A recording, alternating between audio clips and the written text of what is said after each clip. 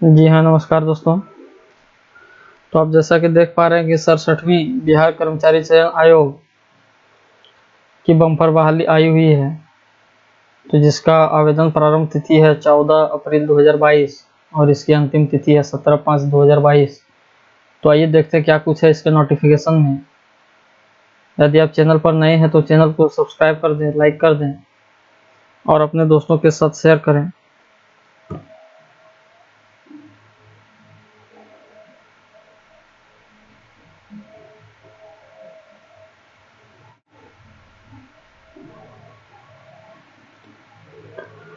तो जैसा कि मैं आपको बिहार कर्मचारी चयन आयोग का जो ऑफिशियल वेबसाइट था वहां से मैंने नोटिफिकेशन को डाउनलोड किया है और आप जैसा कि देख पा रहे हैं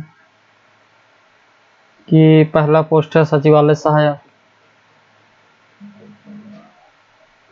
दूसरा है योजना सहायक, तीसरा है मलेरिया निरीक्षक, चौथा है data entry operator grade C और पांचवा है आकांक्षक, छठा भी वही है। तो आप जैसा कि नीचे देख पा रहे हैं कि यहाँ पे दिया गया कि दिव्यांगता की प्रकृति इस प्रकार दर्शाई गई है कि यदि कोई स्टूडेंट दिव्यांग है तो उसका एक यूनिक कोड दिया गया है, उस कोड के माध्यम से उन्हें फॉर्म में फिलअप करना है। जैसे दृष्टि दिव्यांग के लिए VI, मुखबाधिर दिव्यांग के लिए DD और चलन दिव्यांग के लिए OH, MD मनोविकार दिव्यांग एवं MD था MUD मनोविकार दिव्यांग या बहुदिव्यांग।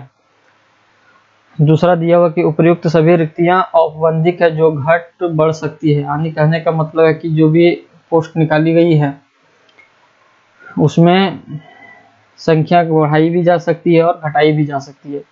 प्रारंभिक परीक्षा के पूर्व सामान्य प्रशासन विभाग के माध्यम से जिन अधियाची विभागों के द्वारा संशोधित रिक्तियां अथवा नए पद हेतु रिक्तियां जिनकी शैक्षणिक योग्यता स्नातक स्तरीय होगी आयोग को संसूचित की जाएगी, तो उन रिक्तियों को भी इस विज्ञापन की रिक्तियों में समावेशित किया जा सकता है।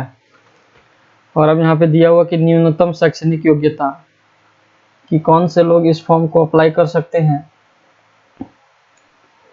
तो ऑनलाइन आवेदन समर्पित करने की अंतिम तिथि तक अभ्यर्थियों को मान्यता प्राप्त विश्वविद्यालयों से स्नातक यानी ग्रेजुएशन एवं उपरोक्त तालिका में वर्णित पदों के सामने उल्लिखित न्यूनतम शैक्षणिक योग्यता में उत्तीर्ण होना यानी पास होना अनिवार्य है। तीसरा दिया गया आरक्षण,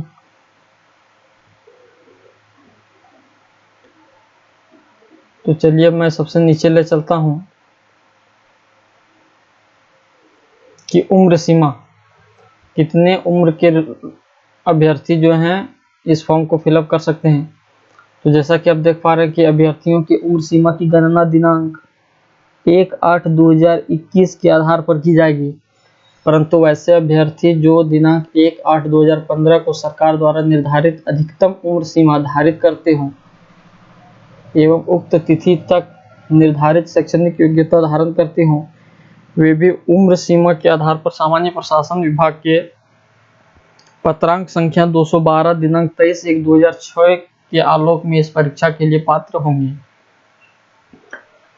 जैसा कि फिर नीचे दिया गया है कि कार्मिक एवं प्रशासनिक सुधार विभाग वर्तमान में सामान्य प्रशासन विभाग के संकल्प संख्या 294 दिनांक 7/1/2016 के अनुसार उम्र सीमा निम्नवत होगी।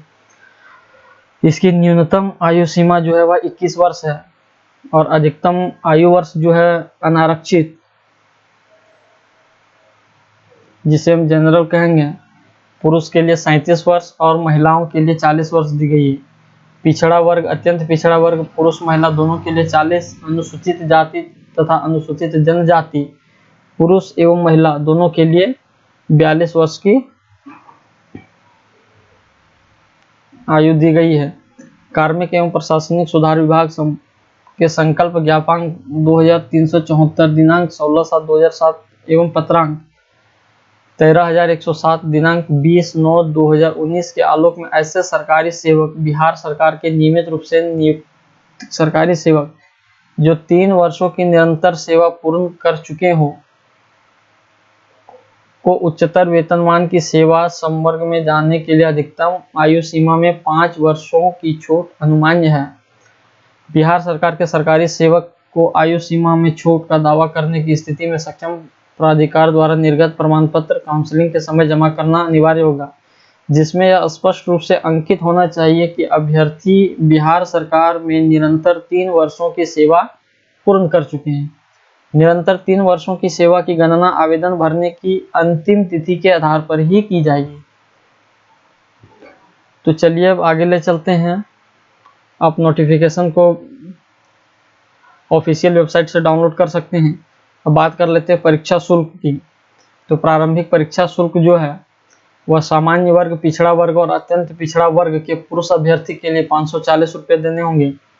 वहीं अनुसूचित जाति, अनुसूचित जनजाति और जो खास करके बिहार के अस्थायी निवासी हैं उनके लिए 135 रुपये यहाँ पे उन्हें भारी छूट मिली है।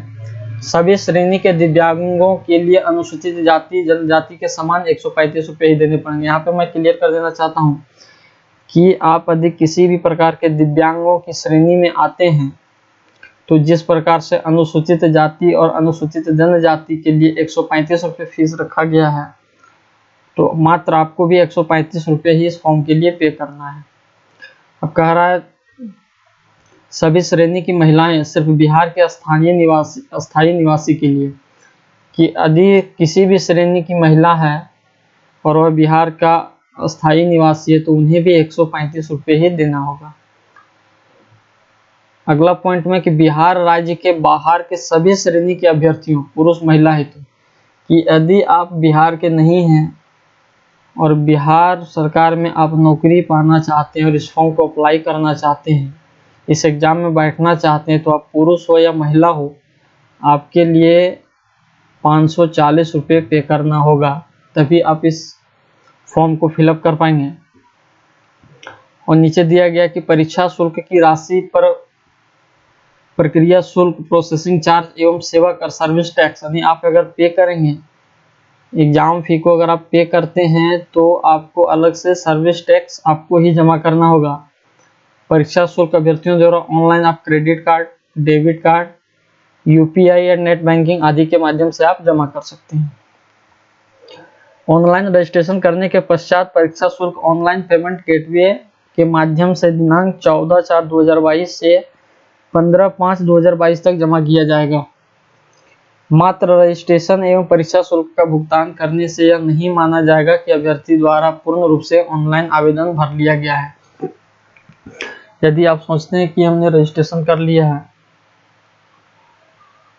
और मेरा सीट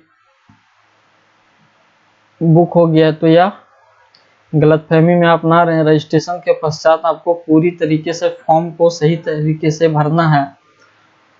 साथ ही साथ परीक्षा शुल्क किसी भी परिस्थिति में वापस नहीं किया जाएगा, यह नॉन रिफंडेबल है। अगला है बिहार कर्मचारी चयन आयोग परीक्षा संचालन नियमावली 2010 के आलोक में 40,000 से अधिक आवेदन प्राप्त होने पर प्रारंभिक परीक्षा आयोजित की जाएगी। स्पष्ट रूप से मैं बता देना चाहता हूं कि यह जो बिहार कर्मचारी चयन आयोग परीक्षा का संचालन नियमावली है 2010 जो है, अगर 40,000 से अधिक आवेदन प्राप्त होने पर प्रारंभिक परीक्षा आयोजित की जाएगी। अधिक आवेदन प्राप्त होने पर प्रारंभिक परीक्षा 1 से अधिक चरणों में आयोजित की जाएगी। विभिन्न चरणों में परीक्षा आयोजित किए जाने की स्थिति में परीक्षा परिणाम सामान्यीकरण की प्रक्रिया को अपनाते हुए तैयार की जाएगी। कि यदि माना जाए कि एक टर्म में एग्जाम अगर नहीं हो पाता है, अगर अभ्यर्थियों की संख्या अधिक हो जाती है तो उसे 2 टर्म में लिया जाएगा, या और अधिक हो जाए तो 3 टर्म में भी लिया जा सकता है। प्रारंभिक परीक्षा वस्तुनिष्ठ प्रकृति की होगी। प्रारंभिक परीक्षा के माध्यम से कोटिवार उपलब्ध रिक्तियों के 5 गुना संख्या के बराबर अभ्यर्थियों का चयन मुख्य परीक्षा के लिए किया जाएगा। मुख्य परीक्षा हेतु अलग से विज्ञापन प्रकाशित किया जाएगा। प्रारंभिक परीक्षा में एक पत्र सामान्य ज्ञान का होगा जिसमें निम्नांकित विषय होंगे: सामान्य अध्ययन, सामान्य विज्ञान एवं गणित, मानसिक क्षमता जांच। तो जैसा कि आप यहाँ पे देखें जो प्रारंभिक परीक्षा होगी उसमें एक पेपर पत्र जो होगा वह सामान्य ज्ञान का होगा, जिसमें सामान्य ज्ञान, जनरल साइंस और मैथ्स से क्वेश्चन पूछे जाएंगे, रीजनिंग रहेंगे,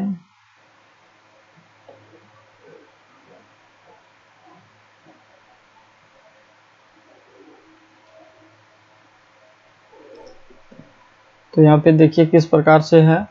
पहला है सामान्य विज्ञान एवं गणित। इसमें सामान्यतः मैट्रिक स्तर के निम्न विषय से प्रश्न पूछे जा सकते हैं। सामान्य विज्ञान में भौतिक शास्त्र, रसायन शास्त्र, जीव विज्ञान, भूगोल आदि से, यानी कहीं ना कहीं आप अगर पूरी तरीके से अगर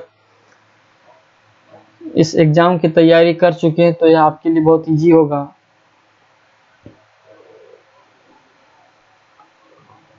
क्वालिफाइंग मार्क्स, अब मैं बता दूं कि कार्मिक एवं प्रशासनिक सुधार विभाग द्वारा निर्गत संकल्प संख्या 2374 दिनांक 16/7/2007 के आलोक में लिखित परीक्षा में अभ्यर्थियों को न्यूनतम अर्हतांक प्राप्त करना अनिवार्य होगा, जो निम्नांकित होगा है। यदि आप सामान्य वर्ग से आते हैं, जनरल कैटेगरी में आते हैं तो 40%, अगर आप ओबीसी से आते हैं तो 36.50%, यदि आप अत्यंत पिछड़ा वर्ग से आते हैं तो 34%, अनुसूचित जाति या जनजाति के लिए 32%, महिला सभी वर्ग के लिए चाहे वो किसी भी कैटेगरी की हो उन्हें 32% लाना अनिवार्य होगा, और दिव्यांग सभी वर्ग जो अलग अलग बांटे गए उन्हें भी 32% मार्क्स लाने की आवश्यकता होगी। ऑनलाइन आवेदन पत्र भरने से संबंधित तिथि, जैसा कि आप पहले नोटिफिकेशन में देख चुके हैं कि फॉर्म भरने की प्रारंभिक तिथि जो है, जो शुरू है वो हमारा 14/4/2022 को है, और अंतिम तिथि 17/5/2022 को है।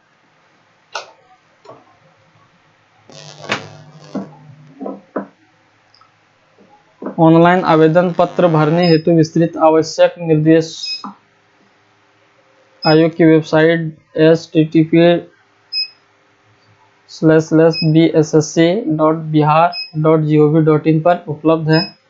आप यहां से जाकर के ऑनलाइन भर सकते हैं, और इसमें किसी भी तरह का कोई फॉर्म में त्रुटि नहीं रखेंगे, फॉर्म को आसानी से भरेंगे ताकि किसी भी प्रकार का रिजेक्शन ना हो। यदि आप फॉर्म में गलती भरते हैं तो वह अस्वीकार हो जाएंगे।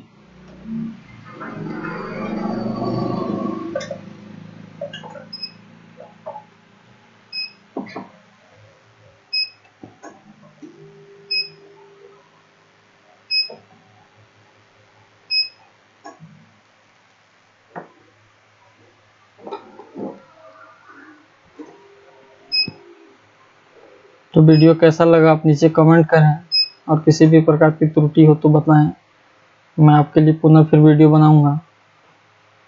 तब तक के लिए जय हिंद, जय भारत।